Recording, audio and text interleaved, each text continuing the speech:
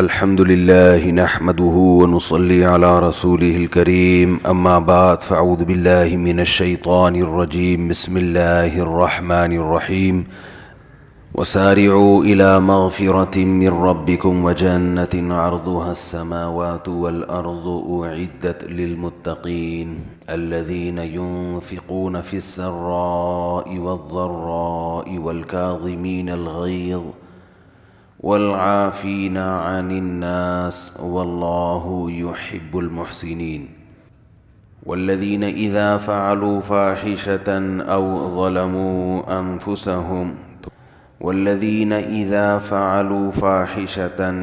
ظلموا أنفسهم ذكروا الله فاستغفروا لذنوبهم ومن يغفر الذنوب إلا الله ولم يصروا على ما فعلوا وهم يعلمون وقال النبي صلى الله عليه وسلم اقنع بما في يديك تكن أغنى الناس أو كما قال صلى الله عليه وسلم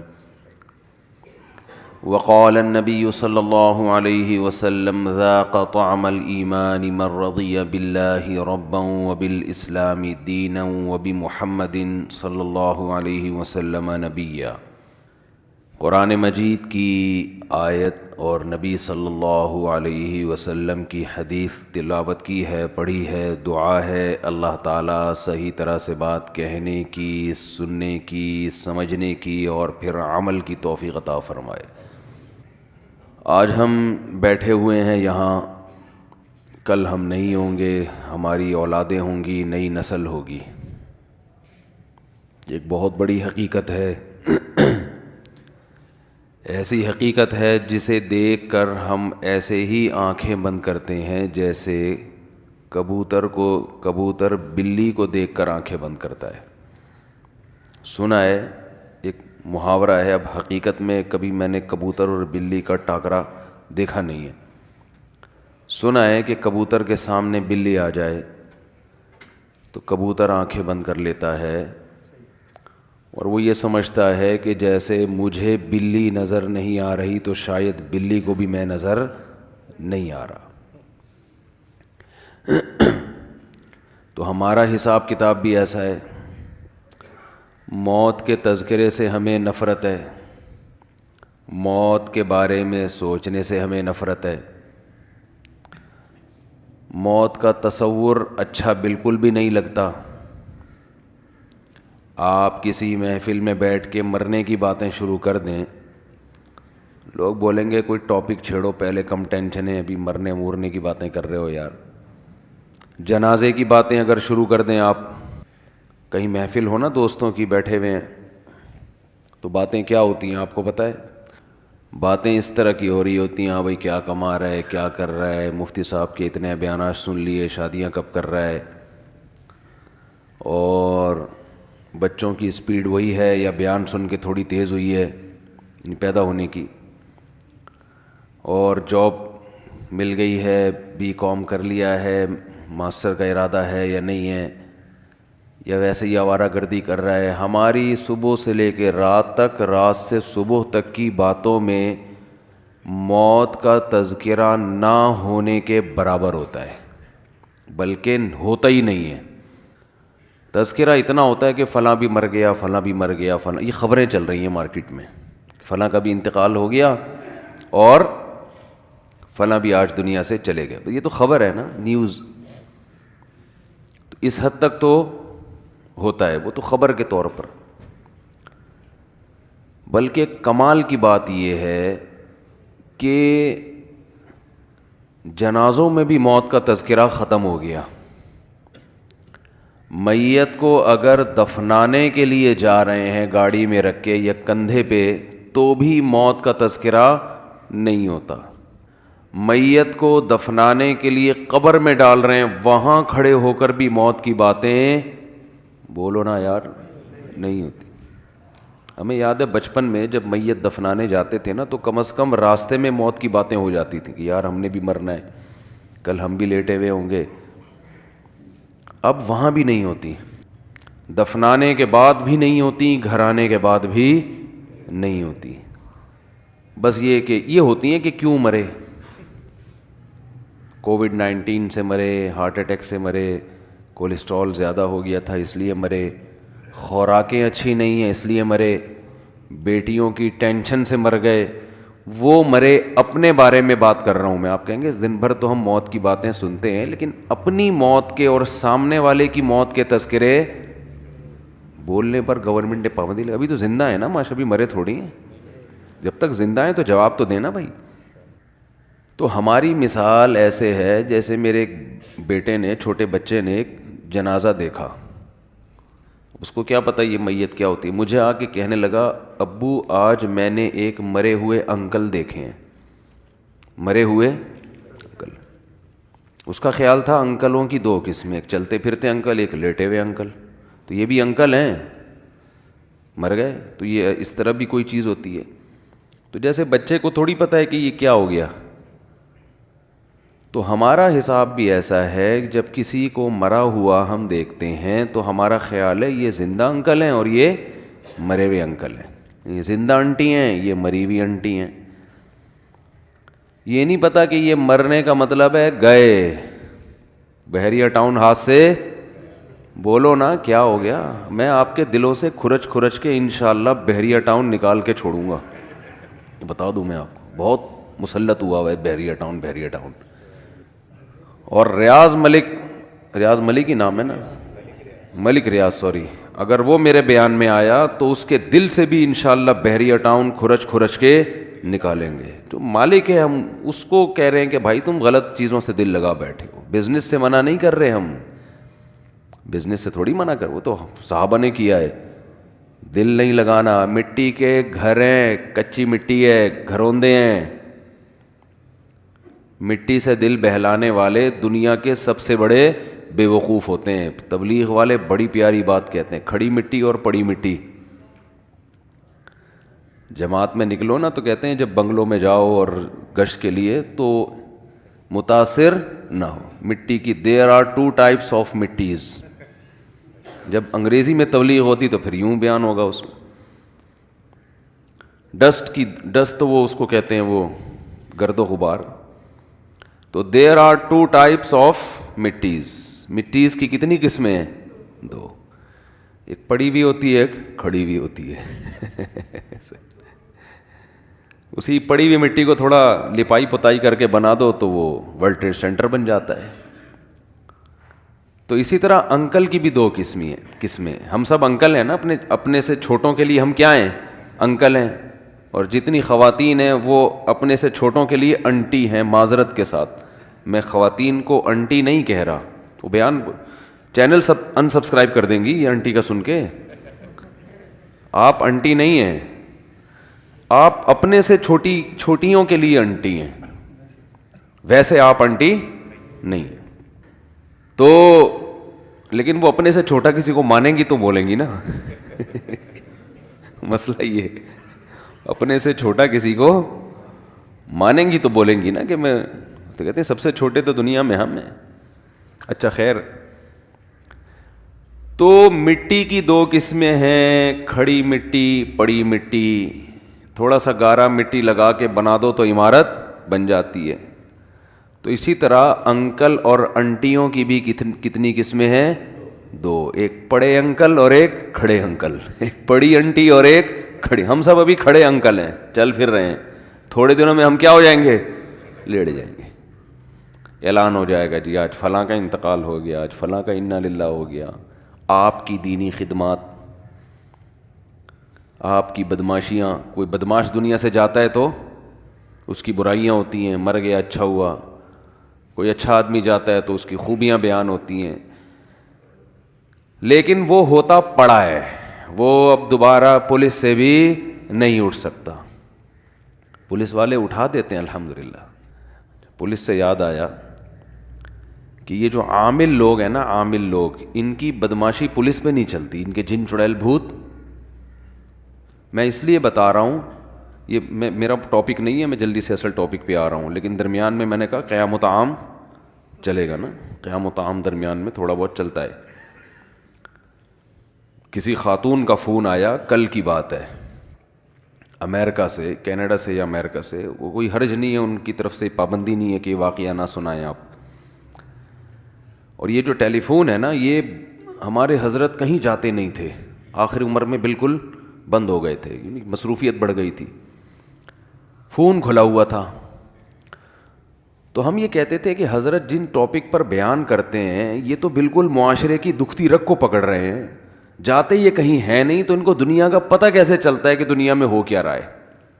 یہ تو گھر میں ہی رہتے ہیں، ملا کی دوڑ کہتے ہیں نا، مسجد سے گھر سے مسجد.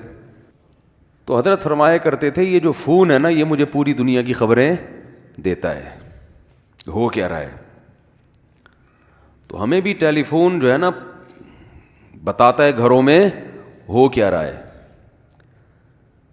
تو گھر میں کسی کی، ان کے گھر میں کوئی جن چڑیل بھوت، ان کے گھر میں کیا تھے؟ جن چڑیل بھوت، اس پہ آ رہا ہے، اس پہ آ رہا ہے، فلانے پہ آ رہا ہے، ڈمکانے پہ آ رہا ہے. تو میں نے بتایا کہ بھائی وہ یہ آیت الکرسی پڑھیں، یہ پڑھیں، انہوں نے نہیں فائدہ ہو رہا، یہ ہو گیا، وہ ہو گیا، بڑے مسائل ہیں. میں نے کہا مجھے ایک بات بتاؤ، آپ کے کسی ریلیٹو کا کسی عامل سے تعلق تو نہیں ہے، کسی جن چڑیل بھوت بھگانے والے سے تعلق تو نہیں ہے؟ انہوں نے کہا اصل میں ایک کی طبیعت جب خراب ہوئی نا تو ہم پھر کسی کے پاس چلے گئے جو جن چڑیل بھوت بھگانے کا کام کرتے ہیں. میں نے کہا بس یہ آپ کی ہو گئی غلطی. اب نسلیں یاد رکھیں گی، اللہ ان کو شفا دے. اب آپ کے پورے خاندان ساری زندگی جن چڑیل بھوت سے ہی نمٹتا رہے گا، اور میں نام لینے میں بھی عار محسوس نہیں کروں گا، کیونکہ جب تک کلیئر بات نہ کی جائے لوگ سمجھتے نہیں ہیں. لوگ کہتے ہیں مفتی صاحب فراڈی عاملوں کے خلاف بیان کر رہے ہیں. ہرگز ایسا نہیں ہے، میں صحیح عاملوں کے خلاف بیان کر رہا ہوں، یہ فراڈی ہیں. وہ کہنے لگی کہ جن سے ہم علاج کروا رہے ہیں دارالعلوم کورنگی کے مفتی ہیں. میں نے کہا الو کا پٹھا ہے وہ، اور یہی الفاظ میرے ریکارڈنگ میں آئیں گے، اس کو ہٹانا نہیں ہے. کہہ رہے ہیں آپ اتنے بڑے ادارے کے بارے میں کہہ رہے ہو. میں نے کہا اتنے بڑے ادارے نے کسی شخص کا ٹھیکہ نہیں لیا، یہ دارالعلوم کورنگی کے نام کو الو کے پٹھے کیش کراتے ہیں، مفتی کے نام کو کیش کراتے ہیں یہ لوگ. میں نے کہا میرا ادارہ ہے جامعۃ الرشید، اس کا بھی کوئی عامل ہے تو الو کا پٹھا وہ پہلے ہے، جامعہ کا مفتی بعد میں ہے وہ. اور یہ ایڈٹ کیا نا، ایسی کی تیسی کر دوں گا، بتا رہا ہوں میں، یہ الو کے پٹھے کے نام سے جانا چاہیے یہ بیان. ان لوگوں نے گھر اجاڑ دیے، تباہ کر دیے ہیں، نفرتیں ڈالی ہیں. میں نے کہا بنوری ٹاؤن کا ہو، دارالعلوم کورنگی کا ہو، یہ سارے ہمارے ادارے ہیں نا، ہم ان سے محبت کرتے ہیں، یہاں پڑھنے کو ہم سعادت سمجھتے ہیں. ان اداروں میں، ان اداروں کے ٹیچرز کا، استاذوں کو ہم اہل حق سمجھتے ہیں، اس لیے ان کا نام لے رہا ہوں کہ میں کسی بدعتی اداروں کا نام نہیں لے رہا. میرا ادارہ ہے جامعۃ الرشید، اس کا کوئی عامل ہو تو الو کا پٹھا وہ پہلے ہے، عامل بعد میں ہے. دارالعلوم کورنگی کا کسی کا خلیفہ بھی ہو، الو کا پٹھا وہ پہلے ہے، عامل مفتی خلیفہ بعد میں ہے. میں نے اپنی زندگی میں دیکھیں ان میں خلیفے ہوں یا مفتی ہو یا بزرگ ہو، یہ گھروں کو تباہ کرتے ہیں. جو جن چڑیل بھوت کا نا پراپر کام کر رہے ہیں. رقیہ کے میں خلاف نہیں ہوں، اگر کوئی بزرگ رقیہ کر رہے ہیں، دم درود کر رہے ہیں، وہ تو صحابہ تابعین سے میں بھی کرتا ہوں، وہ تو سب کرتے آئے ہیں. جو اس میں پروفیشنل ہے نا، جو کہتا ہے مجھے یہ کام آتا ہے، وہ جھوٹ بول رہا ہے، وہ الو بنا رہا ہے آپ کو. اور علماء بیچاروں کو پتہ نہیں ہے، ان کو خود نہیں اس فیلڈ کا پتہ. وہ کہتے ہیں شاید کوئی پڑھا لکھا ہو، وہ کچھ بھی نہیں پڑھا لکھا، یہ کوئی سلیبس ہے ہی نہیں، آج تک کوئی وجود میں ہی نہیں آیا. وہ جن چڑیل بھوت بھگانے کا کیا ہے، کیا کرائٹیریا کیا ہے، اس کو کیا آتا ہے؟ تو کہتے ہیں کوئی سلیبس نہیں ہوتا، تجربہ ہوتا ہے. تو تجربہ ہی لکھ دو اپنی کتابوں میں، اسی کو ہم نصاب بنا کے یونیورسٹیوں میں پڑھانا شروع کر دیں گے. جس بڑے سے بڑے عامل کے پاس جاؤ نا، اس سے پوچھو انٹرویو تو کیا کرتا، کیا ہوتا کیسے، اس کو خود کچھ بھی نہیں پتا ہوتا. اب رہا یہ مسئلہ کہ اتنے بڑے بڑے اداروں میں جب اتنے بڑے بڑے الو کے پٹھے معذرت کے ساتھ موجود ہیں، اتنے بڑے بڑے مفتی، تو اداروں نے ان کو مفتی کیوں بنایا؟ یاد رکھو، ادارے نے مفتی نہیں بنایا. مفتی اپنے نام کے ساتھ لگانے پر گورنمنٹ کی طرف سے کوئی پابندی نہیں ہے. کوئی بھی اپنے نام کے ساتھ، مفتی تو چھوٹا لفظ ہے، مفتی اعظم پاکستان بھی چھوٹا لفظ ہے. انٹرنیشنل مفتی اعظم بھی آپ لگوا لو, اس کے لوگو چھپوا کے اپنی گاڑی پہ لگا دو, پوری دنیا میں اس پر کوئی پابندی نہیں ہے. آپ کو کس نے بتایا کہ یہ مفتی ہے؟ اور دارالعلوم کورنگی کے کون سے بڑے مفتی نے, جو ریلائبل مفتی ہیں, انہوں نے ذمہ داری لی کہ ہم اس کو مفتی قرار دیتے ہیں؟ کہاں ہے یہ تو آپ نے کہا ہے نا, یا وہ خود کہہ رہے کہ میں مفتی ہوں؟ اور مجھے پتا ہے اس پہ میری مخالفت کتنی ہوگی, یہ بھی علماء کی طرف سے ہوگی. میں علماء جن کو میں اہل حق سمجھتا ہوں ان کی مخالفت کی پرواہ کیے بغیر آپ کو اس لیے بتا رہا ہوں, اپنے گھروں کو تباہ ہونے سے بچاؤ. یہ علماء صحیح ہے, اہل حق ہیں, لیکن بیچاروں کو نہیں پتا ان کی چالاکیاں, وہ بھی بیچارے بیوقوف بن جاتے ہیں. دیکھو نیک آدمی کو بیوقوف بنانا آسان ہوتا ہے. یہ علماء بھی ان عاملوں کے چہروں کے نور دیکھ کر اور ان کی ٹوپی ڈرامے دیکھ کر کہتے ہیں شاید کچھ آتا ہو. علماء فراڈی نہیں ہوتے, لیکن فراڈی آدمی علم کا لیبل لگا لیتا ہے, استعمال کرتا ہے, جس سے علماء بھی بیوقوف بن جاتے ہیں. میں نے بڑے بڑے بزرگوں کو ان عاملوں کے ہاتھوں بیوقوف بنتے دیکھا ہے. اگر آپ فتنے کا خوف نہ ہوتا, میں ان بڑے بڑے بزرگوں کے نام لے کے بتاتا کہ فلاں بزرگ کو کس نے الو بنایا, فلاں بڑے سے اتنے بڑے مفتی بزرگ کو کس نے الو بنایا اور اب تک بنا رہا ہے. نہیں آ رہی میرا خیال ہے باز. آپ کہیں گے آپ کا علم زیادہ ہے, ان علماء کو نہیں پتا. ہمارا علم کچھ بھی نہیں ہے قرآن و سنت میں, ان علماء کے مقابلے میں. یہ قرآن و سنت کے حامل ہیں. ان کی عاملوں کی جو 1.5 ہوشیاریاں ہیں نا, اس کا قرآن و سنت سے تعلق نہیں ہے, اس کا تجربے سے تعلق ہے. آپ دماغ کتنا استعمال کر رہے ہو, اس کی اپنی اوقات تو جا کے دیکھو اس عامل کی, کمبخت کی. تو میں نے اس خاتون سے کہا, وہ کہہ رہے وہ تو دارالعلوم کورنگی کے. میں نے کہا جامعۃ الرشید کے تو کچھ طلبہ جو عامل بن رہے تھے ہم نے خود نکالے ہیں مدرسے سے, اور کچھ بن چکے ہیں ہمارے. اب کل میرا شاگرد بولے کسی کا جن بھگانے کے لیے کہ میں مفتی طارق مسعود صاحب سے میں نے فقہ کی فلاں کتاب پڑھی ہے, حدیث کی فلاں کتاب پڑھی ہے, ہدایہ پڑھی ہے, یہ پڑھا ہے, وہ پڑھا ہے. اب آپ کہیں کہ ہم نے تو اس سے علاج کرایا لیکن الٹا ہمیں یہ ہو گیا تو وہ ہو گیا, تو اس کا مطلب مفتی طارق مسعود صاحب کے شاگرد بھی فراڈی ہیں. بھائی ہمارے شاگرد فراڈی نہیں ہوتے, لیکن فراڈی آدمی ہماری شاگردی میں آ سکتا ہے. گورنمنٹ کی طرف سے کوئی پابندی نہیں ہے. کوئی فراڈی آدمی جامعۃ الرشید میں ایڈمیشن لے سکتا ہے, فراڈی آدمی دارالعلوم کورنگی میں جا سکتا ہے. دارالعلوم کورنگی نے ذمہ داری نہیں لی, تو کوئی بھی سرٹیفکیٹ دکھائے اس سے متاثر مت ہو. باقی رہا خلیفہ بزرگ کے, دیکھو بزرگ جب کسی کو خلافت دیتے ہیں وہ ظاہری حالات کے لحاظ سے ظاہر میں ٹھیک لگ رہا ہے, اندر کے حالات اللہ کے سوا کوئی بھی نہیں جانتا. یہ کوئی پوری زندگی کی گارنٹی نہیں ہوتی کہ میری نظر میں اس پہ نیکی کا ٹھپا لگ گیا ہے. یہ گارنٹی خدا کے سوا اللہ کے سوا کوئی بھی نہیں دے سکتا. تو اس لیے علماء کہتے ہیں کسی بزرگ کی خلافت اگر کسی کو ملی ہے تو محض خلافت کی وجہ سے اس سے بیعت ہونا جائز نہیں ہے, بلکہ آپ خود اپنے طور پہ اس کو پرکھو گے. ان بزرگ نے تو بیچاروں نے اپنے خیال میں, ہوتا ہے کہ بھائی ان کا خیال تھا تو اس نے ہو سکتا ہے بزرگ کو بیوقوف بنا دیا ہو, تو یہ ہو جاتا ہے. بڑے بڑے خلیفے بیوقوف بنا کے خلافتیں لے لیتے ہیں. تو اس لیے اس کی پرواہ مت کریں. لوگ مجھ سے بڑی بحث کرتے ہیں آپ کے پاس دلیل کیا ہے, حالات مشاہدات, کوئی ایک ڈھنگ کا عامل دکھا دو, ایک ڈھنگ. رقیہ کے میں خلاف نہیں ہوں, رقیہ کوئی بھی کر سکتا ہے, رقیہ تو کوئی بھی کر لے. تو اور دوسری بات یہ کہ لوگ جو کہتے ہیں نا فلاں عامل بھی ہے مفتی بھی ہے, یہ تو ویسے ہی ایک دوسرے کے متضاد. یہ ایسے ہی ہے جیسے کسی کو آپ کہیں فلاں گورا بھی ہے اور کالا بھی ہے. ہاں بھئی یا تو گورا ہے یا کالا ہے, گورا بول دیا تو کالا نہیں ہے, کالا بول دیا تو گورا نہیں. تو یہ عامل فارغ ترین لوگ بنتے ہیں جن کے پاس علمی استعداد نہیں ہوتی, صلاحیت نہیں ہوتی. اور مفتی کے لیے ضروری ہے کہ وہ فتوے کا کام پراپر طریقے سے کرتا ہو.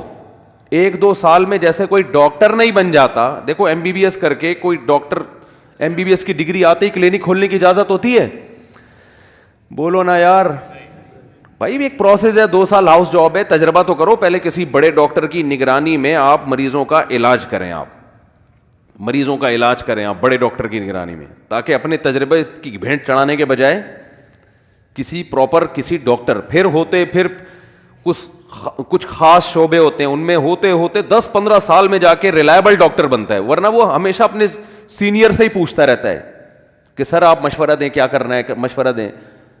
اور اس کام میں کئی سال لگا دیے ہوں, پھر جا کے اس قابل ہوتا ہے کہ لوگ اس کی تحقیق اور اس کی رائے پر اعتماد کرتے ہیں میڈیکل سائنس میں. ایسے ہی مفتی پراپر کورس کرنے کے بعد بڑے مفتیوں کی نگرانی میں کئی سال مسائل کا حل لکھتا ہے, ریسرچ کا کام کرتا ہے, کئی سال تحقیق کا کام بڑے مفتیوں کی نگرانی میں کرنے کے بعد اس قابل ہوتا ہے کہ اب اس کی رائے بھی کیا ہو, مضبوط رہے, پھر وہ مفتی بنتا ہے.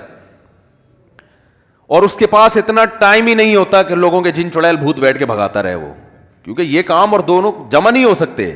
جیسے کوئی پراپر ڈاکٹر کے پاس آپ نے دیکھا فارغ ہر وقت فارغ بیٹھتا رہو, کوئی پراپر ڈاکٹر مجھے ایسا بتاؤ جو سارا دن جن چڑیل بھوت بھگاتا ہو لوگوں کے, کبھی دیکھا آپ نے؟ اور ڈاکٹر یہ کام کرتے بھی نہیں ہیں, کیونکہ ان کو پتا ہے ہمارے پاس اس سے زیادہ اہم کام ہے.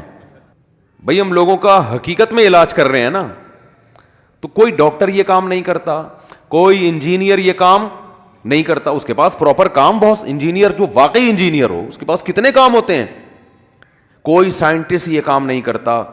تو بھائی کوئی مفتی یہ کام کیوں کر رہا ہے؟ اس کے پاس تو اتنا عظیم کام اللہ نے دیا ہے کہ مسائل کا حل بتائے وہ لوگوں کو, جو شرعی مسائل ہیں. جس کا حل نہیں آتا تحقیق کرے, علماء سے رابطہ کرے, یہ اتنا بڑا مسئلہ, وہ عامل کیسے بن گیا؟ عامل کے لیے تو دنیا کا فارغ ترین آدمی ہونا چاہیے. تو مفتی کا جو مفتی ہے وہ عامل نہیں ہو سکتا, جو عامل ہے وہ مفتی نہیں ہو سکتا. ہمارے اپنے بہت سے دوست ناراض ہو جاتے ہیں میری بیان سن کے, لیکن میرے بھائی اگر میں نے اتنے صاف انداز میں نہیں بتایا نا, تو یہ جو لوگوں کے گھر برباد ہو رہے ہیں, قیامت کے دن اللہ میرا گریبان پکڑے گا کہ تو نے. اور میرے شیخ حضرت مفتی رشید احمد صاحب کا اسٹائل اس سے بھی زیادہ خطرناک تھا. لوگ کہتے ہیں آپ کا یہ تفرد ہے, کوئی تفرد نہیں ہے ہمارا. لوگ کہتے ہیں مولانا اشرف علی تھانوی نے بھی تو اعمال بتائے ہیں, تو ہم کب رقیہ کے خلاف ہیں بھائی؟ تو رقیہ تو کر لو نا, اسی کتاب سے دیکھ کے رقیہ کر لو, اس میں کیا جا رہا ہے؟ تو عامل اور مفتی جمع نہیں ہو سکتے. تو میں نے اس خاتون سے کہا, بیچاری بہت پریشان, یہ ہو گیا, اور پاکستان میں ہوا, کینیڈا میں نہیں ہوا. آپ دیکھ لو, کینیڈا میں جنات نہیں ہیں, نہ امریکہ میں اتنے, سعودی عرب میں تو ہے ہی نہیں, لیکن یہاں کے عامل سعودی عرب والوں کو جا کے خراب کر رہے ہیں. قطر, کویت, ان جگہوں پہ جا کے یہاں کے عامل ان عربوں کو خراب کر رہے ہیں شرعی رقیوں کے نام پہ. کہ ہم جو ہے نا, میں جب مسقط میں تھا تو مسقط کے مفتی اعظم سے میری ملاقات تھی, مسقط کے مفتی اعظم سے. ان کو بتایا کہ بھئی جامعۃ الرشید کے ہیں, وہ بڑے, اللہ ان کو جزائے خیر دے, بڑا اکرام کیا انہوں نے. ہمیں 2 منٹ کی ملاقات ہوئی, انہوں نے مجھے اگلے دن لنچ پہ بلایا. اب مسقط کا مفتی اعظم کا جو لنچ ہے وہ تو آپ کو پتہ ہے کیا,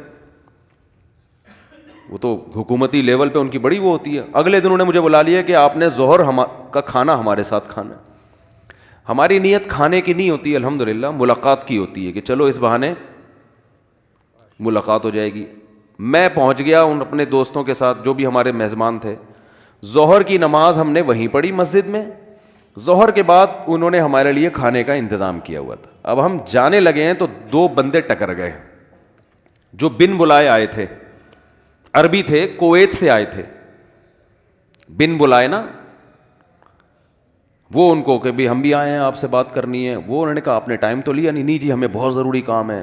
اب ظاہر ہے انہوں نے کہا چلو آ جاؤ, آپ بھی آ جاؤ, کھانا کھا لو آ کے ہمارے ساتھ, کھانے کا ٹائم ہے. تو انہوں نے اکرام کیا. یہ دونوں عربی, ان کو اردو نہیں آتی تھی, اور عربی میں لگے ہوئے ہیں. مجھے پتہ چل گیا کہ یہ کمبخت عامل ہیں, وہاں کے مفتی اعظم سے پرمیشن لینے آئے تھے کہ ہمیں یہاں اپنی دکان کھولنے کی, جن چڑیل بھوت بھگانے کی جو دکان ہے نا اس کے کھولنے کی ہمیں مسقط میں اجازت دے دیں آپ. سارا میرا جو ٹائم تھا نا ان کے ساتھ بات چیت کا, وہ یہ پی گئے.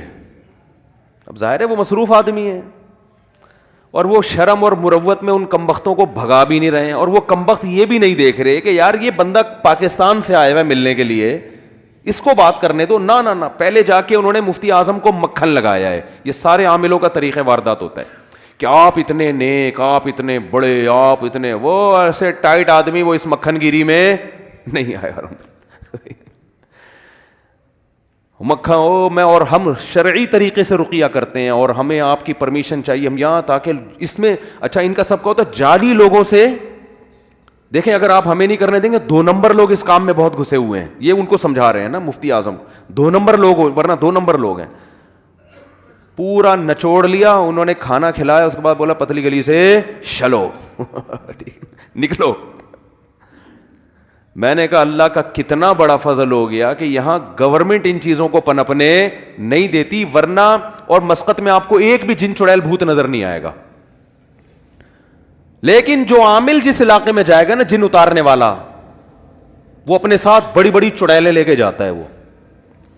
میں نے کہا اگر یہ مفتی, اچھا میرا تو سارا وقت وہ پی گیا نا, اور پھر آگے آگے گھسا جا رہا ہے. وہ کھانا جب ہم نے کھایا تو وہ مفتی اعظم نے کہا کہ مجھے کہا کہ دعا کرا دیں آپ.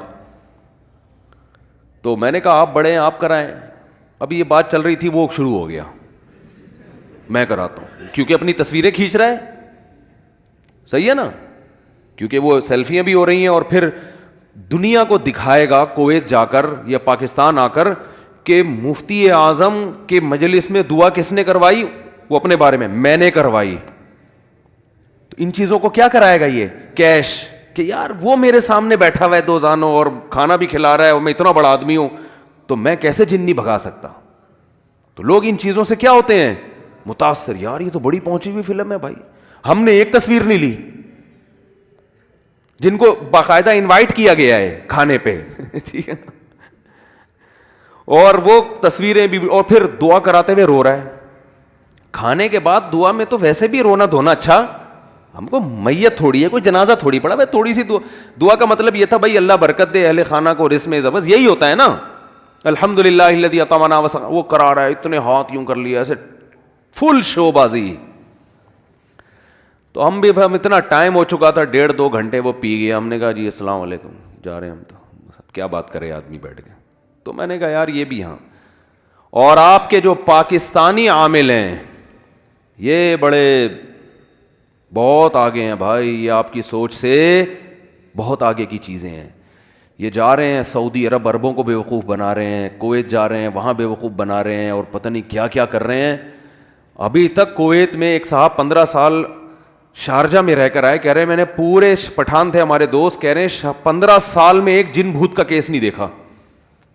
کہہ رہا ادھر آیا ہوں تو ادھر ہر دوسرے آدمی پہ بھوت چڑھا ہوا ہے, ہر گھر سے تعویذ نکل رہے ہیں, وہ اس پہ جن آیا ہوا ہے, وہ ساس نے بہو پہ کرایا ہوا ہے, وہ فلانی نے ڈمکانے پہ کرایا ہوا ہے.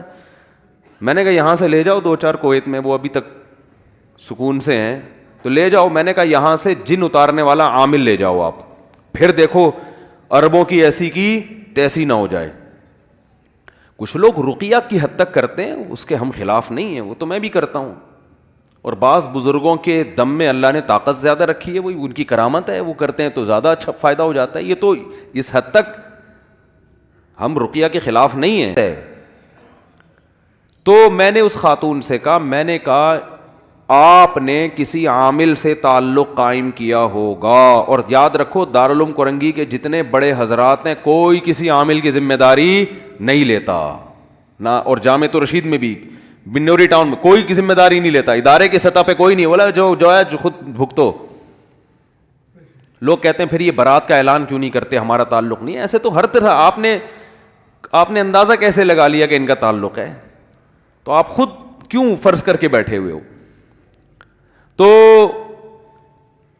میں نے اس خاتون سے کہا, میں نے کہا کوئی پہلا آدمی ایسا ہوگا اس کی طبیعت خراب ہوئی, پتہ نہیں کیوں ہوئی خراب, جس وجہ سے بھی ہوئی, وہ چلا گیا عامل کے پاس. اب وہ کویت کے کوئی مفتی ہیں, انہوں نے کہا کہ میرے پاس جنات کی پوری جماعتیں ہیں, اور جماعتیں بھیج کے میں پرانی والی جماعتوں کو کیا کر رہا ہوں, نکلوا رہا ہوں. میں نے کہا اس سے تعلق ختم کرو, اس مفتی سے, مفتی نہیں ہے وہ, جب تک ختم نہیں کیا نا یہ علاج تو دماغ سے, ایک ٹھیک ہوگا 4 اور بیمار ہو جائیں گے. اور پھر میں نے کہا کہ اس میں یہ بھی بڑا نقصان ہوگا کہ زندگی بھر کے لیے جن چڑیل بھوت, دیکھو میرے باپ دادا جن چڑیل بھوت میں نہیں پڑتے تھے, میرے والد صاحب کے کبھی ہم نے نہ یہاں تعویذ دیکھا نہ یہاں دیکھا, نہ کوئی دھاگا کہیں دیکھا. پریشانیاں بھی آئیں, 2 رکعت صلاۃ الحاجت پڑھ کے اللہ سے مانگتے تھے, اللہ ان کی مغفرت فرمائے. جب بھی کسی ٹینشن میں ہوتے تھے ہم اپنے والد کو دیکھتے تھے دعا مانگ رہے ہوتے تھے نماز پڑھ کے, بس نہ جن نہ چڑیل نہ بھوت. اور جن لوگوں کو ہم نے دیکھا کہ وہ کسی نے کچھ کر دیا ہے, وہ اب تک اسی میں لگے ہوئے ہیں. فلانے نے ڈمکانے کو کر دیا, فلانے نے یہ فلانے کو کر دیا, اس نے یہ اس کو کر دیا, اس نے جن ڈلایا, وہ فلانے بزرگ کو لے کر آئے, انہیں سونگ کے بتایا کہ اتنے جنات ہیں. جن اسمیل والی چیز ہی نہیں ہے کہ سونگنے سے پتہ چلے. بنیان سونگ کے بتا رہے ہوتے ہیں. کس قدر بےغیرتی ہے یار, اپنی عورتوں کے بنیان غیر مردوں کو پکڑا دیتے ہو, وہ سونگ سونگ کے بتا رہے, تو بے شرمی ہے, اور اس کو پھر مفتی بھی کہہ رہے ہو. کس قدر بے شرمی کی بات ہے. تو اس لیے بھائی یہ, ہاں تو میں نے کہا کہ اس کا اب علاج یہ ہے. میں نے بہت سے لوگوں کے جنات بھگائے الحمدللہ. کیسے بھگائے ہیں؟ علاج چھڑوا دیا ان کا. لیکن علاج چھڑوانے کے لیے مضبوط, دیکھو جنات کو مایوس کرنا پڑتا ہے, یاد رکھو, کیونکہ اب جس عامل سے تعلق ہو گیا نا عقیدت, جب تک اس کی عقیدت کھرچ کھرچ کے دلوں سے نہیں نکلے گی تو اس وقت تک جنات نہیں بھاگیں گے گھر سے. اور دل سے نکالنے کے لیے میں نے کہا کہ اس عامل کو فون کر کے معین اختر کا پروگرام سنیں, بلب کے رشتہ داروں کو گالیوں والا. میں تو اب گالیاں نہیں سکھاؤں گا نا یہ والی. میں نے کہا تھوڑی دیر کے لیے گالیاں حلال ہونے کا فتویٰ میں دے رہا ہوں, ویسے گالیاں دینا جائز نہیں ہے, تھوڑی دیر کے لیے, کیونکہ علاج کے لیے نا, علاج میں تو چرس بھی بعض دفعہ پینا جائز ہو جاتی ہے. اگر کوئی مر رہا ہے کہ بھائی وہ مر جائے گا تو ڈاکٹر کہتے ہیں بھائی اب زہر کا انجیکشن بھی لگانا پڑتا ہے, بعض دفعہ چرس بھی پلانی پڑتی ہے. جراثیم مارنے کے لیے زہر کی بات کر رہا ہوں, ایسا نہ ہو کوئی بندہ ہی مار دیں آپ. ٹھیک ہے. تو میں نے کہا کہ اس عامل کی جو عقیدت میں آپ مبتلا ہو گئے ہیں نا, کیونکہ ان کو یہ ڈر ہوتا ہے اگر ہم نے ان کو برا بلا کہا تو یہ محترم جن چڑیلوں کی 6 جماعتیں اور نہ بھیج دیں کہیں. تو یہ جب تک ڈر ہوگا نا علاج نہیں ہوگا. اس کا طریقہ یہ ہے کہ اس کو فون کر کے کہا جائے کہ الو کے پٹھے تیرے باپ میں دم ہے نا, باپ کی جگہ کچھ بھی لگا دیں آپ, دم ہے نا تو جتنی چڑیلیں تیرے پاس ہے ابھی بھیج دے, تو تیرے میں دم آج دیکھیں تو صحیح ہے کتنا. جب تک اتنا کانفیڈنس نہیں ہوگا جنات آپ پر کیونکہ جن تو جاتے ہیں ایسے لوگوں کے پاس, جنات کو پتہ ہے کہ یہاں ہمیں ہماری دکان چلے گی ٹائٹ والی, ہمارے پاس کیوں نہیں آتے. الحمدللہ میں تو عاملوں کو چیلنج کرتا ہوں, یار جتنے عامل ہیں کوئی ایک چڑیل تو بھیجو یار, ہم تو تمہارے خلاف صبح شام تقریریں کر رہے ہیں, کوئی تو بھیجو, کوئی تو چڑیل آئے, کوئی تو جن آئے, ہمیں بھی تو آئے نا, جو تمہارے پاس پوری فوجیں تیار ہیں. تو یہ عامل کچھ بھی نہیں کر سکتے. یہ پتہ ہے کیا میرے کیا کہتے ہیں, اس نے حصار کھینچے ہوئے ہیں. رفیع بھائی آپ تو ہمارے ساتھ سارا دن رہتے ہیں, کبھی دیکھا ہمیں کوئی حصار پڑ, ہم تو اتنے مصروف آدمی ہیں بھائی, فرض نماز ادا کرتے ہیں, اللہ کا شکر ادا کرتے ہیں, اللہ تو نے تکبیر اولا سے جماعت ملا دی ہم کو, حصاروں کا ہمارے پاس ٹائم ہی نہیں ہے. مجھے ایک صاحب نے کہا آپ خانقاہ کھول کے بیٹھیں. مجھے وہ اجازت بیعت بھی کسی بزرگ سے ملی ہوئی ہے, بیعت جو ہوتا ہے نا کہ ہم بھی کسی بزرگ نے خلیفہ بنایا ہوئے ہم کو, تو بیعت کر کے اپنی خانقاہ کھولیں. میں نے کہا پھر کیا ہوگا بھائی؟ کہہ رہے اس میں آپ لوگوں کو ذکر کرائیں اور اس میں آپ آ کے بیٹھیں, ہاں اس میں لوگوں کو بٹھائیں. میں نے کہا مجھے کون بٹھائے گا, میں لوگوں کو تو بٹھا دوں گا جیسے خانقاہ میں بٹھایا جاتا ہے نا, پھر شیخ صاحب بھی بیٹھتے ہیں. میں نے کہا لوگوں کو میں لاکھوں کروڑوں لوگوں کو بٹھا سکتا ہوں, لیکن یہ کروڑوں مل کے مجھے بٹھا دیں, خدا نے ایسا بچہ اب تک, یعنی کسی ماں نے ایسا بچہ اب تک جنا نہیں ہے جو مجھے بٹھا دے. اور میرے تو گھر والے پریشان ہیں, میں بیٹھتا نہیں ہوں ٹک کے, ادھر سے گھر سے آیا, اس دوسرے کمرے سے نکلا, واش روم سے ٹن مارا, ادھر آئے, دوسرے کمرے سے گئے, یوں نکل گئے, پھر دوسرے گھر میں دیکھا چائے پی, وہاں سے نکلے, ادھر سے ٹن مارا, تیسرے گھر کی خبر گیری کی, وہاں سے ٹن مارا, آلو پیاز لینے چلے گئے, ادھر سے ٹن مارا, بیان میں جا رہے ہیں, ادھر دعوت میں جا رہے ہیں, ادھر جو ہے نا وہ اور کچھ مسئلہ ہے وہ وہاں جا رہے ہیں, پھر مدرسے پہ کال آئی ہوئی ہے وہاں جا رہے ہیں, پھر وہ طلبہ کو پڑھانا ہے وہاں جا رہے ہیں, پھر کوئی ایک مسئلہ آیا ہوا ہے اس کو حل کرنا ہے, پھر وہ ریکارڈنگ کرانی ہے, تفسیر کی ریکارڈنگ رہ گئی, اس کے فون آنے شروع ہو جاتے ہیں یہ ان کے فات کے, وہ بھائی مفتی صاحب تفسیر کی ریکارڈنگ کرا دو, اللہ کا واسطہ لوگ انتظار میں, پھر ادھر پہ صاحب مسائل جمع ہوئے ہیں وہ ریکارڈنگ کرا دو. تو میں نے کہا ہمیں تو پولیس بھی نہیں بٹھا سکتی, تو ہم حصار کہاں سے بیٹھ کے کھینچیں گے بھائی. اور پھر بھی جب رات کو سونے کے لیے لیٹتا ہوں تو پتہ چلتا ہے 10-20 کام ابھی بھی رہ گئے, 10-20 کام ابھی بھی رہ گئے. تو اچھا اب عاملوں نے ایک کام میرے خلاف شروع کیا, فحش الزامات لگانا. یہ ان کا آخری حربہ ہوتا ہے کہ ایک آدمی کی جو شخصیت ہے نا اس کو مجروح کرو. میں بہت دنوں سے بولا نہیں عاملوں کے خلاف, اب دوبارہ کچھ دن پہلے انہوں نے لڑکیوں کی تصویریں میرے ساتھ لگائی ہیں کہ اس لڑکی نے کہا میں مفتی صاحب سے ملاقات کے لیے آئی تھی, مفتی صاحب نے مجھے پٹایا, مجھے شادی کی آفر کی اور پھر میں چلی گئی اور میں نہیں. یہ سب بکواسات ہیں, کیونکہ اب میں نے دوبارہ بولنا شروع کیا نا پھر اس طرح کی تصویریں آنا شروع ہو جائیں گی. اس کا بہترین طریقہ یہ ہے کہ آپ نے تجربہ کرنا ہے, کسی لڑکی کو بھیج دیں, مفتی صاحب سے مسئلہ پوچھ کے آؤ, پٹنے کی کوشش کرو پوری. صحیح ہے نا, یہ تو بہترین آزمائش ہے نا. کیوں آپ فیس بک اور واٹس ایپ کی باتوں پہ جاتے ہو بھائی؟ اگر مفتی صاحب اللہ نہ کرے 2 نمبر آدمی ہیں تو پھر تو کوئی بھی آئے گی اس کو پٹائیں گے نا. تو آپ تجربہ کر لو بھائی, اس عامل سے کہو اگر تو نے یہ کہا ہے کہ ہم کوئی ارینج کرتے ہیں, اس کو پٹنے کے لیے بھیجتے ہیں.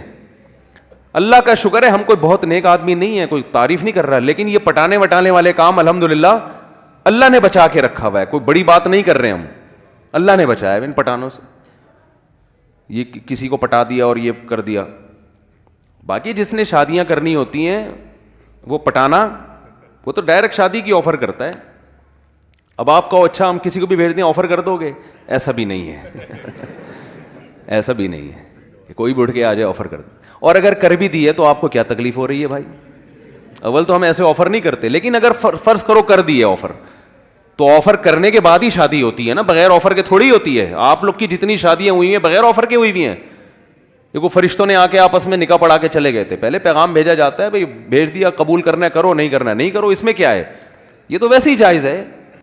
تو یہ فحش باتوں پہ آتے ہیں, فحش الزامات, کیونکہ ان کا تو دین ایمان ہے نہیں, یہ کچھ بھی لگا سکتے ہیں. تو اس لیے یہ بڑی ہمت کر کے میں ان سے دشمنی مولتا ہوں, اس کو آپ ہلکا نہ سمجھیں. پھر یہ ہر جگہ بیٹھ کے نجی محفلوں میں بدنام کرنے کی کوشش کرتے ہیں, کیونکہ ان کے بعد دلائل کی دنیا میں کوئی جواب ہے نہیں. اتنی بڑی دلیل ہے یار, بھیجو نا 4 جن یہاں مسجد الفلاحیہ میں بھیجو. اچھا ان میں سارے فراڈی نہیں ہوتے, یہ بتا دوں میں. کچھ کا دماغی توازن خراب ہوتا ہے, وہ یہ سمجھتے ہیں کہ ہم بہت نیک ہیں اور ہمیں آتا ہے, لیکن وہ اپنا اندر سے فالٹ کی وجہ سے سمجھ رہے ہوتے نیک ہیں. یہ میں بتا دوں, یہ جو میں نے کہا نا سارے فراڈی ہوتے ہیں, اس میں فراڈی کا مطلب ظاہری لحاظ سے فراڈی, اندر سے فراڈی باز نہیں ہوتے, واقعی نیک ہوتے ہیں, لیکن وہ یہ سمجھ رہے ہوتے ہیں کہ یہ جن چڑیل بھوت ہے, حالانکہ وہ اپنا دماغی تخیل ہوتا ہے, کیونکہ وہ عملیات کر کر کے اوپر سے کھوپڑی کی سیٹنگ آؤٹ ہو جاتی ہے. کیونکہ میں ان عاملوں میں نیک لوگوں سے بھی ملا ہوں, مجھے اندازہ ہو گیا تھا کہ یار یہ آدمی 2 نمبر نہیں ہے, لیکن یہ بیچارہ چلے ولے کر آ کے نا اوپر کی سیٹنگ کیا ہو گئی ہے اس کی آؤٹ, تو اس کو ایسے لگ رہا ہے, تو اس کی سیٹنگ آؤٹ ہوئی ہے. بھائی آپ کی سیٹنگ تھوڑی آؤٹ ہوئی ہے, آپ تو ٹھیک ٹھاک ہو. جو بھی ایب نارملٹی والی باتیں کریں نا, جیسے آپ گئے کسی عامل کے پاس, وہ واقعی نیک ہے, کہہ رہے اتنے حصار ہوتے ہیں, اتنے ہمزاد ہوتے ہیں, اتنے موکل ہوتے ہیں, اور واقعی نیک بھی ہو, تو سمجھ لو کہ اس کی اوپر کی سیٹنگ کیا ہو گئی ہے, بولو نا آؤٹ. کیونکہ بغیر دلیل کے باتیں کر رہا ہے. دلیل یا تو نقلی ہوتی ہے یا عقلی. عقلی کہتے ہیں جو سائنس سے ثابت ہو, سائنس سے تو موکل شوکل کچھ بھی ثابت نہیں ہے. یا نقل قرآن و سنت کو کہتے ہیں. تو یہ عامل لوگ کہتے ہیں بھائی قرآن و سنت سے, لیکن مشاہدہ تو ہے نا, تو مشاہدہ بھی تو تم جیسے پاگلوں کا ہے نا, پبلک کا تھوڑی مشاہدہ ہے. تم نے تو خود چلے ولے کر کے اور موکل توکل کو پہلے دماغ میں بٹھایا, تو تمہیں موکل بھی نظر آ رہے ہیں, تمہیں حمزات بھی نظر آ رہے ہیں, تمہیں یہ بھی نظر آ رہا ہے, اور کچھ بھی نہیں ہوتا موکل شوکل. ذہن میں رکھیں آپ بس ٹوٹل یہی ہیں, جتنے آپ نظر آ رہے ہیں نا, آپ کے ساتھ کوئی موکل نہیں ہے. ٹوٹل آپ جتنے نظر آ رہے ہیں ٹوٹل اتنے ہی ہیں آپ, سمجھ رہے ہو نا, کمپلیٹ.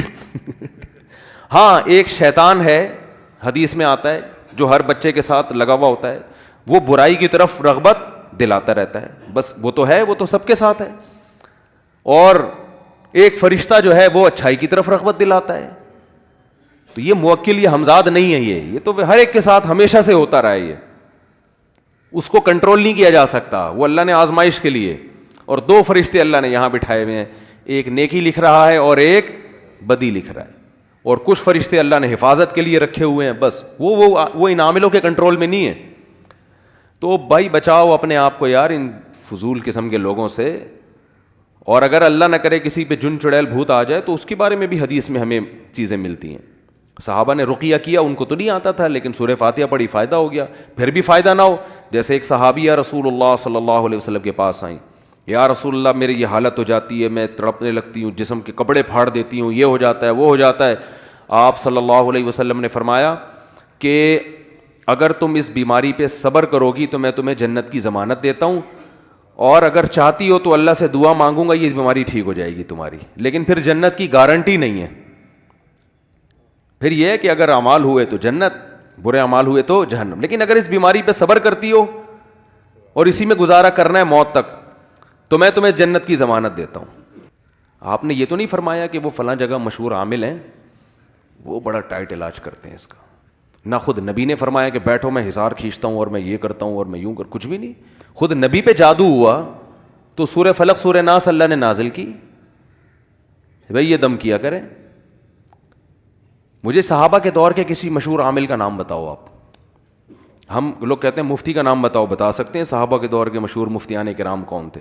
اس دور میں حکیم بھی تھے, اس دور میں تاجر بھی تھے, ہر طبقہ اس دور میں تھا. عامل اس دور, قوال نہیں ملے گا آپ کو صحابہ کے دور میں کہ مشہور قوال. قوالیاں اگر ثواب ہیں تو اس دور میں بھی تو کوئی مشہور قوال ہونا چاہیے نا. کیا خیال ہے؟ کوئی قوال نہیں ملے گا آپ کو, نہ کوئی عامل ملے گا. ہاں رقیہ کرنے والے ہوتے تھے, وہ تو میں نے بتایا رقیہ کے تو ہم قائل ہیں, لیکن اس میں یہ چیز کچھ نہیں ہوتا جن کی جماعتیں اور چڑیل کی جماعتیں اور فلانا جماعتیں اور یہ نہیں ہوتا. تو نبی صلی اللہ علیہ وسلم فرمایا صبر کرو تو اللہ کیا دے گا؟ جنت کی ضمانت. تو صحابی نے عرض کیا یا رسول اللہ ٹھیک ہے میں اس بیماری میں رہوں گی ساری زندگی, لیکن جو کپڑے پھاڑتی ہوں, یہ چونکہ شرعی مسئلہ ہے نا, عورت کا جسم کھل جائے تو بس اتنی دعا کر لیں کہ اس بیماری میں جسم کے کپڑے نہ پھاڑوں. تو آپ نے اتنی دعا کی ان کے لیے. اس میں ہمیں سبق ملتا ہے بھائی, اگر خدا نخواستہ جن چڑیل بھوت کہیں آ رہے ہیں شرعی طور پہ رقیہ کرو. نہیں کر سکتے مسجد کے امام کے پاس چلے جاؤ, جو آپ کے پڑوس میں امام ہے نا, کیونکہ جنات جو ہے نا کسی ایسی شخصیت سے زیادہ ڈرتے ہیں جس کی کوئی پرسنالٹی ہو یا اس میں تقوی ہو. تو مسجد کے امام کے پاس چلے جاؤ, وہ بولیں گے مجھے تو یہ کام نہیں آتا. ان سے بولو کہ بھائی آپ صرف فاتحہ پڑھ کے دم کر دیں اس کے اوپر, آیت الکرسی. آپ کی پھونک میں اللہ سے امید ہے ہماری پھونک سے زیادہ اثر ہوگا. تو یہ ہوتا ہے, مسجد کے امام کو لفٹ کرایا کرو, صحیح ہے نا. ایسا نہ ہو کہ وہ امام کام ہی یہی کرتا ہو پھر نہیں جاؤ. کام بشرط یہ کہ یہ نہ کرتا ہو, بلکہ صبح شام اس کے خلاف بولتا ہو, ٹھیک ہے نا. پھر اس کو بولے بھائی دم کر دو, تو آپ کے دم میں اللہ زیادہ اثر کر دے گا تو کر دے وہ دم, اچھی بات ہے اور فائدہ ہوگا انشاءاللہ. اور کچھ نہیں, خود وضو کرو, دم کرو, آیت الکرسی پڑھو, پانی پہ رکھ کے چھینٹے مارا کرو. جنات پانی سے بھی ڈرتے ہیں اور آیت الکرسی اور قرآن سے تو ویسے ہی ڈرتے ہیں, تو 2 آتشہ ہو جائے گا, اور چھینٹے مارو گے تو اور فائدہ ہو جائے گا, ٹھیک ہے نا. اس کے بعد بھی فائدہ نہیں ہو رہا تو بس صبر کرو. سارے مسائل کا دنیا میں حل نہیں ہے, اور اس صبر کی برکت سے انشاءاللہ آپ کا مریض بھی ٹھیک ہو جائے گا. میں نے ایسے لوگوں پہ تجربے کیے ہیں, 10 سال سے ان کو جن آ رہا تھا, میں نے ان کو بولا بھائی صبر کرو, تعویذ سارے نکال کے رکھ دو, کہیں ڈال دو, اور صبر کرو کہ بس اسی بیماری میں اب زندگی گزارنی ہے, مر گئے بچ گئے, ٹھیک ہو گئے وہ الحمدللہ. ایک آدمی کا فون آیا میری بیوی پہ, وہ بھی تھے قطر بحرین میں, میری بیوی پہ جن آتا ہے, یہ ہوتا ہے, یوں ہوتا ہے, ایسا ہوتا ہے, فلانا ہوتا ہے. میں نے کہا بھائی جان اس کا علاج کرنا چھوڑ دو. کہہ رہے نہیں, ایک بڑے مفتی ہیں کراچی کے, اب میری زبان سے نام بھی نکلنے والا تھا, وہ پھر زیادہ ہو جاتی ہے نا. بڑے مفتی ہیں کراچی کے, وہ علاج کر رہے ہیں. میں نے کہا اس علاج کی وجہ سے ہو رہا ہے یہ سب کچھ, چھڑوا دو. کہہ رہے نہیں کیسے, وہ تو مفتی صاحب. میں نے کہا ان کو میرا نام لے کے بولو مفتی صاحب فلاں نے منع کیا ہے, اور بولا کہ وہاں والے جن ادھر پارسل کر دو, ٹھیک ہے نا, ادھر پارسل کر دو. تو وہ خیر نہیں چھوڑنے کے لیے تیار. پھر انہوں نے مجھ سے وعدہ کیا اچھا میں اب اگر طبیعت خراب ہوئی تو میں خود دم کروں گا, کسی سے علاج نہیں کراؤں. رات کو 4 بجے محترم کا فون آیا, بیگم کا تو گلا دب رہا ہے, وہ تو مر رہی ہے, اور میں تو ان مفتی صاحب کو فون کر رہا ہوں. میں نے کہا آپ میں کانفیڈنس نہیں ہے, آپ کرو فون. میں نے کہا میں ہوتا تو میں تو فون کر کے ان مفتی صاحب کو گالیاں سناتا. ایک تو تم اپنے نام کے ساتھ مفتی کیوں لگایا ہوا ہے, تم فتوے کا کام تو کرتے نہیں ہو. کرتے ہو تو بتاؤ, ہمارے پاس بہت سے مسائل پڑے ہوئے ہیں, آدھے ہم آپ کے پاس بھیج دیتے ہیں, ان کو ذرا حل کر کے جواب لکھ دو, ہمارا کام کیا ہو جائے گا, آسان ہو جائے گا. نکاح کے مسائل ہیں, وراثت کے مسائل ہیں, کارو بہت سارے پڑے, پلندہ پڑا ہوا ہے یار, چلو بھیج دیتے ہیں. تو مفتی کیوں لگایا ہوا ہے جب یہ کام نہیں کرتے. دوسری بات میں نے اس سے کہا کہ میں نے کہا صبر نہیں ہوا, صبر, وہ فون کر دیا, ٹھیک ہو گئی بیوی, وقتی طور پہ تو ہو جاتا ہے. انہوں نے پتہ نہیں انتر منتر کلی کلنتر ہو جا منتر چھو پڑا ہے اس میں, تو پھر دوبارہ طبیعت خراب ہوئی. پھر میں نے کہا کہ میرا ٹائم ضائع نہیں کرنا, آپ کو مجھ پر اعتماد ہے. تو کہہ رہے مر نہ جائے. میں نے کہا نہیں مرے گی. اور میں نے کہا زندگی سے موت بہتر نہیں ہے. اچھا مرنے کے لیے جب تک تیار نہ ہو نا ٹھیک نہیں ہوتا بندہ. جنات کو بول دو مر جائیں گے کوئی مسئلہ نہیں ہے, تو میں نے کہا یار مر جائے گی تو ثواب ملے گا آپ کو, بیوہ ہو جاؤ گے آپ. ٹھیک ہے, ٹھیک ہے. میرا مقصد اس کی بیوی کو مارنا نہیں تھا. بالآخر اس نے ہمت کی اور پھر کہا کہ الحمدللہ ٹھیک ہو گئی. اور اس نے بتایا کہ جب سے اس مفتی صاحب سے علاج کرا رہا ہوں نا, میرے ماموں پہ بھی آ رہا ہے, میرے پھپھا پہ بھی آ رہا ہے, کیونکہ سارے خاندان کو ان سے بیعت کرا دی اس نے, سب پہ کچھ نہ کچھ آ رہا ہے. ٹھیک ہو گیا. اچھا, بڑا خوش ہوا مجھ سے, آپ نے اتنا میرا خیال کیا. اور پھر مجھے اس نے ہدیہ بھیجا بحرین سے. میں نے تو کوئی نہیں پیسے مانگے, وہ خوش ہو کے اتنا, یہ ہدیہ کا ذکر اس لیے کر رہا ہوں کہ واقعی بڑا متاثر ہو گیا.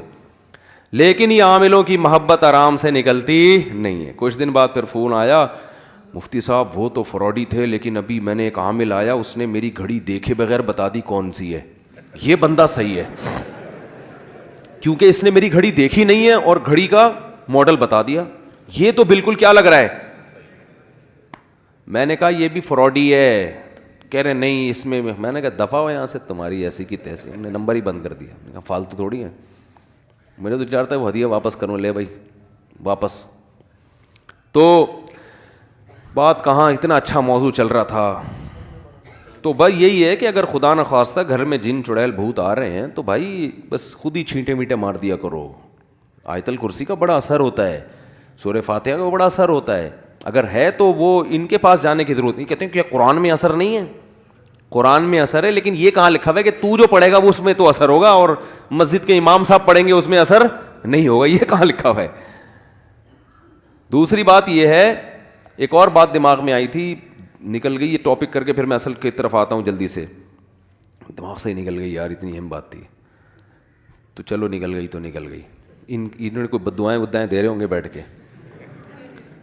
تو خیر, تو بات یہاں سے شروع ہوئی تھی کہ بھائی اپنے گھر کی حفاظت کرو, اور اگر ہو جاتا ہے تو صبر کرو, بس علاج کرتے رہو اور صبر کرتے رہو. جب مایوس کر دو گے نا جن چڑیل بھوتوں کو, ایسے بھی کیسز ہیں گھر میں واقعی جن آ گیا تو انہوں نے کچھ بھی نہیں کیا. ہمارے ایک دوست ہیں یہاں رہتے ہیں, ان کے بڑے گھر کے واقعات ہیں.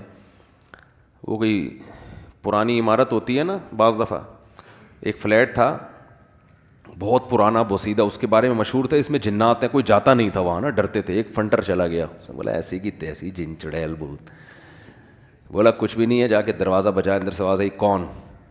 اس نے کہا میں آیا ہوں, میں نے سنا یہاں جن چڑیل بھوت رہتے ہیں. اس نے دروازہ کھولا, اس نے پوچھا, میں نے کہا یار جن بھوت رہتے ہیں یہاں سنا ہے. کہہ رہے ہیں میں تو 500 سال سے رہ رہا ہوں, مجھے تو کوئی نظر نہیں آیا یہاں پہ. یہ بے ہوش, تو 500 سال سے رہ رہا ہے. تو ہمارے ایک دوست ہیں, ان کے گھر میں کچھ جن چڑیل بھوت کے واقعات ہونا شروع ہو گئے, لیکن اللہ کا بڑا فضل ہو گیا, انہوں نے علاج نہیں کرایا, اس لیے وہ ٹھیک ہو گئے. سمجھ رہے ہو نا. اور میں نے کہا کوئی عامل وامل آ جا ہوگا, وہ سونگ سونگ کے گیا ہوگا بستر بیڈ جو ہے نا, تو یہ جہاں جائیں گے وہاں جن چڑیل بھوت ساتھ ساتھ ہو. تو اس نے, انہوں نے پھر علاج نہیں کیا, الحمدللہ ٹھیک ہو گیا خود. ورنہ وہ عجیب کبھی خراٹوں کی آواز آ رہی ہے, کبھی غیر مرئی تھپڑ لگ رہا ہے, بندہ نظر نہیں آ رہا. سوچو کیا حال ہوگے. لیکن انہوں نے اتنا کیا, انہوں نے کہا بھائی نہیں لائیں گے کسی کو. لیکن اس چماٹوں کے فائدے بھی ہوئے. ایک بندہ کھڑا ہوا, ان کے گھر میں مہمان آیا, تو کہیں دروازے پہ کھڑا ہوا, اس کو ایک ان نون تھپڑ آیا نا, جیسے مس کال آ جاتی ہے بعض دفعہ. وہ تھپڑ آیا تو وہ گھبرا گیا کہ کہاں سے آیا ہے. خیر وہ ہم سے جب ملا تو میزبان نے بتایا کہ یہ ہمارے گھر میں ان کو زور سے چانٹا لگا, یہ بیچارے پریشان ہیں. اب اس کو میں بھی جانتا تھا, تو کہنے لگا اس نے کوئی ایسی حرکت کی ہوگی گھر میں نا نازیبا. تو پتہ چلا کہ وہ, کیونکہ وہ گھر کا مالک میزبان جو تھے وہ اندر گئے ہوئے تھے, تو اس بیچارے نے تھوڑا سا دروازہ سے جھانک کے دیکھنے کی کوشش کی کہ کیوں نہیں آ رہا. نیت غلط نہیں تھی ان کی, نیت غلط نہیں تھی, لیکن ویسے ہی کوشش کی جھانکنے کی کہ یار بندہ غائب کیا ہوگا. تو جیسے ہی جھانکا, جن نے تھپڑ مارا, شرم نہیں آتی کہ کر کیا رہا ہے کسی کے گھر میں جا. تو مجھے انہوں نے بتایا کہ یار یہ بیچارہ کانپ رہا تھا نا, یہی بات ہوئی. پھر الگ سے لے جا کے مجھے بتایا کہ صرف کانپ نہیں رہا تھا, کپڑے بھی بدلنے پڑے ہیں ان کو بعد میں. تو لیکن انہوں نے ہمت کی. آج اللہ کا شکر ہے گھر میں کیا ہے, سکون. اگر وہ عاملوں کو لے آتے تو پھر بس گئے تھے کام سے. خیر کیا سے کہاں بات چلی جاتی ہے بھائی. ہم تو میت کی باتیں کر رہے تھے, وقت بھی پورا ہو رہا ہے. تو چلو اچھا ہی ہو گیا, قیام و طعام لمبا ہو گیا لیکن فائدہ ہوگا, اچھی چیزیں ہوٹل پہ کھانے کو مل گئیں ہمیں الحمدللہ. تو بات یہ چل رہی تھی میرے بھائی کہ ہم سارا دن صبح و شام مختلف قسم کے تذکرے کرتے رہتے ہیں, یہ بھی ہے وہ بھی ہے یوں بھی ہے فلانا بھی ہے. ان تذکروں میں موت کا تذکرہ زیرو ہوتا ہے, ذکر ہوتا ہی نہیں ہے موت کا. تو جیسے کبوتر بلی کو دیکھ کے کیا کر رہا ہے, آنکھیں بند, تو ہم بھی موت کے تذکرے سے کیا کر رہے ہیں, آنکھیں بند. کہیں بیٹھے ہوئے ہوں نا, ذرا موت کا تذکرہ کرنے لگیں, یار ایک دن پھٹے پہ ہم بھی لیٹے ہوئے ہوں گے, تو لوگ چپ کرا دیتے ہیں, یار کوئی اچھی باتیں کرو, یا ویسی ٹینشن میں ہے. حالانکہ ٹینشن ختم کرنے کا اس سے بہتر کوئی ذریعہ ہے نہیں. عجیب بات ہے یار, جس کے تذکرے کو آپ ٹینشن سمجھتے ہو, ٹینشن ختم کرنے کا اس سے بہتر کوئی ذریعہ ہے نہیں. بار بار کرو تاکہ محبت ہی دنیا سے ختم. دیکھو ٹینشن کس بات سے ہوتی ہے, آپ کو جب آپ کی پسند کی چیزیں نہ ملیں, اس سے ٹینشن ہوتی ہے نا. ارے میرے پاس گاڑی نہیں ہے, فلاں کے پاس تو گاڑی بھی آ گئی. ارے میری تنخواہ اتنی ہے, فلاں کی تو تنخواہ ڈبل ہو گئی. ارے بھائی میری وہاں ہوئی نہیں جہاں میں چاہ رہا تھا, فلاں کی تو اس سے بھی اچھی جگہ پہ ہو گئی. ارے بھائی یہ بیماری یہ ختم ہی نہیں ہو رہی. ارے بھائی میں موٹا کیوں نہیں ہو رہا. ارے بھائی میں دبلا کیوں نہیں ہو رہا. ارے بھائی میں, یہی پالی ہوئی ہے نا چیزیں ہم نے. ارے وہ لوگ بحریہ ٹاؤن میں 10 پلاٹ خرید کے بیٹھ گئے, ہمارے پاس ایک گز کی جگہ نہیں ہے, کرائے کے مکان پہ, وہ بھی مالک مکان ہر وقت تانے دیتا رہتا ہے. بھائی ان ٹینشنوں کا بہترین علاج ہے, مر جائیں گے سب, کیا ہو جائے گا, بولو نا, ختم. جب مر گئے تو کیا ہے, ارے جس کے پاس گاڑی ہے وہ کون سا یہاں رہے گا. فرعون کے پاس تو بڑا بہت کچھ تھا. اپنے جو ملک کا وزیر اعظم یا صدر ہوتا ہے اس سے تو آپ آگے نہیں جا سکتے نا. تو اپنے ملک میں دیکھ لو کتنے بڑے بڑے وزیر اعظم آئے, صدور آئے, کتنے بڑے بڑے آفیسر آئے, آ کے کہاں چلے گئے, فنا میں, ختم. کسی کا جہاز کریش ہو رہا ہے, کسی کو پھانسی پہ لٹکایا جا رہا ہے, کوئی اپنی موت مر رہا ہے, کوئی یہ ہو رہا ہے, کوئی وہ ہو رہا ہے. نبی صلی اللہ علیہ وسلم نے فرمایا اکثروا من ذکر ہادم اللذات الموت. فرمایا جو لذتوں کو توڑ دینے والی چیز ہے نا موت, اس کو بہت کثرت سے یاد کیا کرو, اس کا تذکرہ کثرت سے کیا کرو. کیونکہ یہ ساری جو نعمتیں ہیں نا جن کو دیکھ دیکھ کے ہم جلتے کڑتے بھی رہتے ہیں, ڈپریشن میں بھی جاتے ہیں, یہ ساری لذتیں کیا ہونے والی ہیں, ختم. موت کے تذکرے سے ٹینشن جب ہوگی جب آپ دنیا کو مسافر خانہ سمجھ ہی نہیں رہے ہو, آپ سمجھ رہے ہو میں ہمیشہ یہاں رہوں گا, تو آپ اس خوش فہمی میں ہوتے ہو کہ میں موت کو بھلا دیتا ہوں, جوانی ہوگی آ جائے گی, اور میں یہی سمجھتا ہوں کہ میں ابھی کیا ہوں, زندہ ہوں تو کل بھی زندہ ہوں. اس سے آپ سمجھتے ہو کہ آپ کو خوشی ملے گی, حالانکہ یہ وقتی خوشی میں ایک بہت بڑا غم لپٹا ہوا آ جاتا ہے آپ کے ساتھ. وہ غم یہ آ رہا ہوتا ہے کہ پھر آپ ساری چاہتیں یہاں پوری کرنا چاہتے ہو. خوش ہمیشہ وہی ہوتا ہے جو زندگی کو دنیا کو W11 سمجھے. ہاں اس پہ پھر جن چڑیل بھوت بھی آئیں گے تو خوش ہوگا. جیسے ان صحابیہ کو نبی نے بتا دیا نا جنت کی ضمانت, تو انہوں نے کہا اسی میں خوش ہیں, کوئی بات نہیں, یہ بیماری ہے تو گزر جائے گی. دیکھو اگر وہ صحابیہ دعا مانگ لیتی یا رسول اللہ نہیں مجھے تو آپ شفا کی دعا کریں, میں یہ ٹینشن نہیں برداشت کر سکتی, تو شفا تو مل جاتی. لیکن شفا مل کے بھی موت, شفا نہ ملنے میں بھی موت, تو چلے گئے سارے دنیا سے. شفا مل جاتی تو بھی موت, بلکہ وہ نبی سے یہ دعا مانگتی کہ شفا بھی ملے, 500 سال کی زندگی بھی ملے, تو بھی اب تک کیا ہو چکا ہوتا, موت ہو چکی ہوتی. جو مر گیا. دیکھو ماضی اچھا گزرے برا گزرے اس سے آپ کی صحت پہ کوئی اثر نہیں پڑتا. جو وہ ہمارے حضرت فرمائے گا گزر گئی گزران کیا جھونپڑی کیا میدان. جو ٹائم گزر گیا وہ تو اچھا گزرا برا گزرا, اب اس کا کرنا کیا ہے. حال اور فیوچر کو سوچ کے انسان خوش ہوتا ہے. کتنی بڑی بات ہے جب میدان حشر قائم ہوگا تو وہ صحابیہ کو کوئی یہ فیصلہ کر سکتا ہے کہ ان کو معاذ اللہ ان کے بدعمالیوں کی وجہ سے ان کو سزا ملے. کوئی اگر بالفرض بدعمالی ہو, بالفرض کوئی سوچ سکتا ہے؟ اگر ایسا ہو تو وہ تو نبی کے پاس آئیں گی, آپ نے تو گارنٹی دی تھی. تو یاد رکھو یہ گارنٹی صرف ان صحابیہ کے لیے نہیں ہے, اصل میں اصول ہے کہ جو ٹینشنوں اور بیماریوں میں صبر کرتا ہے اس کے لیے جنت کی ضمانتیں ہیں. نبی صلی اللہ علیہ وسلم نے فرمایا قیامت کے دن انسان اپنے اعمال کو دیکھے گا, اتنا وزنی ترازو, وہ کہے گا یہ نیکیاں تو میں نے کی نہیں ہیں. تو اللہ فرمائیں گے تجھے دنیا میں جو مشکلات پہنچی اور تو نے صبر کیا, وہ سارا صبر اللہ نے نیکیاں بنا کے تیرے ترازو میں رکھ دیا. اور حدیث میں آتا ہے کہ صبر سے بڑھ کر, حدیث کا مفہوم ہے, کسی عمل کا وزن نہیں ہے. کوئی تہجد, کوئی مجاہد کی جو اتنی فضیلت ہے نا میدان جنگ میں لڑنے کی, اس لیے کہ صبر کرنا پڑتا ہے. جو لوگ اللہ کی راہ میں لڑتے ہیں, جہاد کرتے ہیں, وجہ کیا ہے؟ صبر بہت کرنا پڑتا ہے ان کو. تبھی قرآن نے کہا الصابرین فی البأساء والضراء وحین الباس, میدان جنگ میں صبر کرنے والے. تو وہاں بھی لڑتے ہوئے صبر کرنا پڑتا ہے. کوئی فوجی چاہے کسی بھی ملک کا ہو, میدان جنگ میں کبھی بھی خوش نہیں ہوتا. یہاں بے شک بہادری کے جوہر دکھا رہا ہوگا, یہ ہو گیا, لیکن وہاں جا کے وہ کہے گا بھائی جنگ ختم ہو کسی طرح سے. تو وہاں اللہ نے کتنی فضیلت بیان کی. اور اللہ نے ان مجاہدین کی دعاؤں کا تذکرہ کیا کہ میدان جنگ میں نکل کے جو ہمارے نیک بندے دعا مانگتے ہیں, ربنا افرغ علینا صبرا وثبت اقدامنا, اے اللہ صبر کی بالٹیاں ہمارے اوپر انڈیل دے. کیا عجیب الفاظ ہیں. یہ نہیں کہتے اللہ میدان جنگ میں ہمیں صبر دے دے, بھائی یہ صبر تو ہر جگہ ہو. عام حالات میں اللہ نے کہا کہ اللہ صبر کرنے والوں کے ساتھ ہے. جو عام پریشانی ہے, کسی کا ایکسیڈنٹ ہو گیا, یہ ہو گیا, تو وہاں حدیث میں آتے اللہ سے صبر مانگو. من یتصبر, جو اللہ سے صبر مانگتا ہے, یصبرہ اللہ, اللہ اس کو صبر کی توفیق دیتے ہیں. وہاں یہ الفاظ ہیں, ہلکے الفاظ ہیں. لیکن میدان جنگ میں جو لڑنے والے ہیں اللہ کی راہ میں, ان کے لیے یہ نہیں کہا کہ صبر مانگو, ان کو کہا کہ اللہ سے دعا مانگو اے اللہ صبر کی بالٹیاں ہمارے اوپر انڈیل دے. افراغ عربی میں کہتے ہیں پانی کی بالٹی کسی کے اوپر ڈال دیا آپ نے, بہانا پانی. تو گویا صبر کو پانی فرض کیا گیا ہے اور اس کو ایک بالٹی میں رکھ کے ایسے انڈیل ہمارے اوپر. تھوڑا بہت صبر نہیں چلے گا یہاں پہ. وہ دشمن طاقتور ہے, وہ ٹینکوں بموں کے ساتھ چیتھڑے اڑا رہا ہے, آپ کی آنکھیں بھی جا سکتی ہیں, آپ کی ٹانگ بھی جا سکتی ہے, آپ گرفتار بھی ہو سکتے ہو. کتنی ٹینشنیں ہیں, اور یہ جنگ کب ختم ہوگی یہ بھی پتہ نہیں ہے. تو اللہ نے فرمایا وہاں یہ دعا مانگتے ہیں افرغ علینا صبرن, نیک لوگ دعا مانگتے ہیں اللہ ہمارے اوپر صبر کی بالٹیاں انڈیل دے.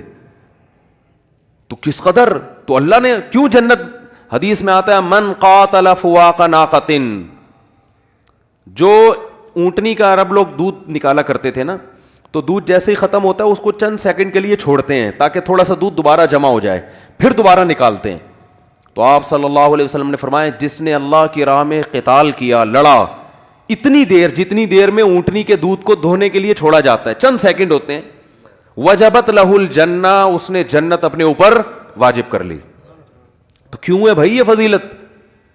اس لیے کہ یہ یہاں بیٹھ کے بات کرنا آسان ہے, لڑنا بہت مشکل کام ہے میدان جنگ میں. تو کیوں اتنی فضیلت؟ لڑائی کی وجہ سے نہیں, صبر کی وجہ سے. اس کا صبر بہت ہے. تو میرے بھائی چاہے مصیبتوں میں صبر ہو, بیماریوں میں ہو, جن چڑیل بھوت آ گئے, کوئی بھی ٹینشن ہے نا, تو اس میں آپ صبر کو ہلکا نہ سمجھیں. اور یعقوب علیہ السلام کی دعا یاد کر لیں, جب بیٹا گم ہو گیا تھا نا, لوگ کہہ رہے تھے کہ آپ تو مایوس کیوں نہیں ہوتے, آپ یہ کیوں نہیں اور یوں کیوں نہیں, تو کیا فرمایا اعلم من اللہ ما لا تعلمون, میں اللہ کے بارے میں وہ کچھ جانتا ہوں جو تم نہیں جانتے. کیا مطلب؟ مجھے پتا ہے اللہ جب کسی کو تکلیف دیتا ہے تو بنانے کے لیے دیتا ہے, تکلیف برائے تکلیف نہیں ہوتی. تو مسلمان کے لیے حدیث میں آتا ہے کہ نبی صلی اللہ علیہ وسلم نے فرمایا مسلمان کو جب تکلیف پہنچتی ہے اس کے درجات بلند, وہ تکلیف اس کو بنانے کے لیے, اور منافق کو جب تکلیف پہنچتی ہے تو تکلیف برائے تکلیف ہوتی ہے. وہ حدیث کا مفہوم ہے, پورے الفاظ انشاءاللہ میں سناؤں گا کسی وقت. تو اس لیے میرے بھائی اللہ سے عافیت مانگیں, ہم تکلیفوں کے اہل نہیں ہیں, ہم تو نالائق لوگ ہیں, بے صبر لوگ ہیں.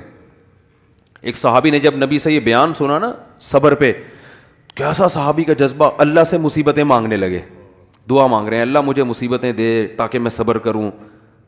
یہ صحابی کا ایمان تھا کہ مجھے دنیا میں اللہ خوشی چاہیے ہی نہیں, لیکن نبی نے ان کو منع کیا کہ یہ عبدیت کے خلاف ہے, غلامی کے خلاف ہے. غلام ہمیشہ اللہ سے کیا مانگتا ہے؟ غلام کا کام ہے بھائی وہ عافیت مانگے, جیسے غلام اپنے مولا سے کہے مجھے نہیں پیسے چاہیے, تو مولا کو غصہ آئے گا, بھائی میں بڑا ہوں تو چھوٹا ہے, تو میں تو باپ اپنے بیٹے کو کچھ کھلا رہا ہے, بیٹا کہ ابا میں کسی کا محتاج نہیں, مجھے نہیں چاہیے, تو باپ کو غصہ آئے گا نا کہ ابھی تو کسی اور کے سامنے یہ بات کر, میں تیرا باپ ہوں.